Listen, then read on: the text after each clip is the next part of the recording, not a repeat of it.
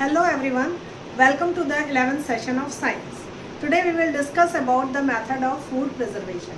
As we have studied earlier, there are many microorganisms that causes different diseases that spread through contaminated food. They spoil our food and causes diseases. So it is very important to protect the food because it is the wastage of the food as well as it is causing many diseases also. That's why there are certain methods that are taken to preserve the food, to protect the food from these microorganisms. This method of preventing food from the microorganism, that is known as food preservation. There are two ways in which we can protect our food items from the microorganism. First is by killing the microorganism. If we are killing the microorganism present in the food, they will not be able to grow further. Second method is preventing them to multiply, because they will multiply and again they will change the color, taste and quality of the food also.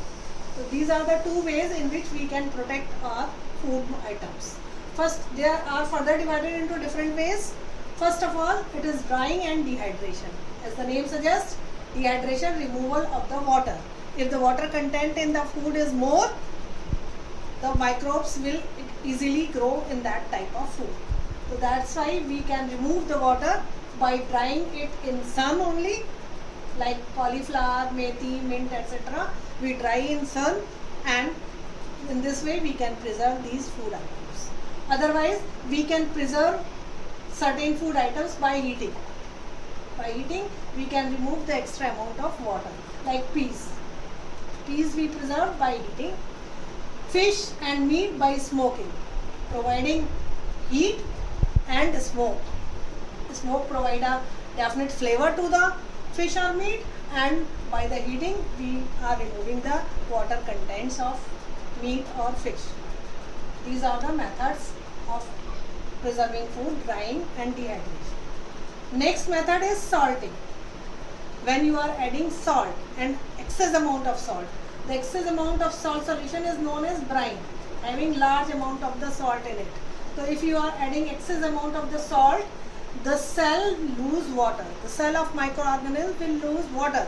The water will come out of fish, meat, raw mangoes, amla, etc. The different type of fruits and vegetable also, and from the cell of the microorganism. That's why microorganisms will not be able to develop.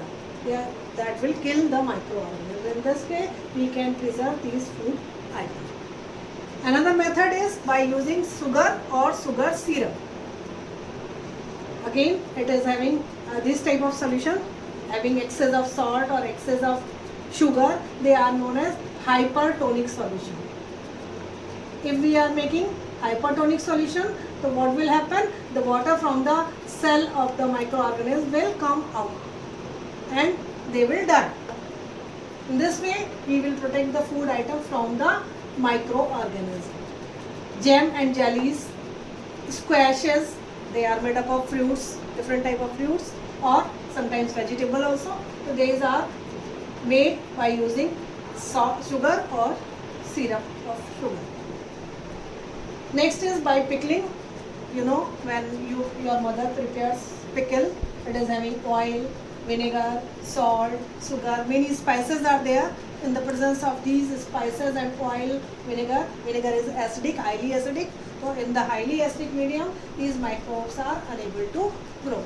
So when we are making we are doing pickling of the mango, lemon and other substances, many vegetables also, then we are going to protect it from the microorganisms. Next method is pasteurization. What is pasteurization?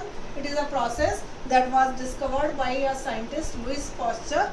After his name, the name is given pasteurization. Here we first heat. Pasteurization is mainly taken, we used to protect milk from the spoilage. First, it is heated up to a high temperature, 62 to 70 degrees Celsius for 15 to 30 minutes. Then suddenly chilled, heating and cooling. Most of the microbes destroy when you are heating the food item, milk like milk, and when you are chilling, the rest of the microorganisms will also die. So this is method known as pasteurization. Milk is protected by this method only. Pasteurized milk, you are familiar with the term. Now, how can we prevent them to multiply? By using certain chemicals. These chemicals we used in the pickles or squash, jam and jellies also to protect them for a longer period of time from the microorganisms. We use certain chemicals that inhibit the growth of microorganisms like sodium benzoate and potassium metabisulfite. These are two examples of the chemicals that are used to inhibit the growth of microorganisms. Next method is by deep freezing. You know, cold storage, freezers, here the temperature is very low, -80 cold storage are having below 0 degrees Celsius. Most of the cases -80 degrees Celsius temperature. At this very low temperature, the microorganisms are unable to grow. So by deep freezing, we can protect our food items like fruit, vegetables and other food items also. Next method is by heating and cooling. First we will heat the food item. Prepared food item is coming in the canned form, and then we can into a container that is sterilized, not having microorganisms. So in this way we are protecting the food items from microbes. Last method is by vacuum packing. The chips, Kurkure packets, they are having air. It's not air that is present inside. The gas present inside these packet is nitrogen gas. Why nitrogen gas? Because you know that oxygen combines with the substances, especially the fatty acids, and this causes rancidity. Means it causes the spoilage of the food. But instead of air, we are filling these packets with nitrogen gas. This nitrogen gas does not cause oxidation of fats. In this way, it is protecting the food items from the microorganisms and from the spoilage. So these are the different methods through which we can protect our food. Now, this is the end of the lesson. I am giving you an exercise that you will do in your notebook as you have done earlier.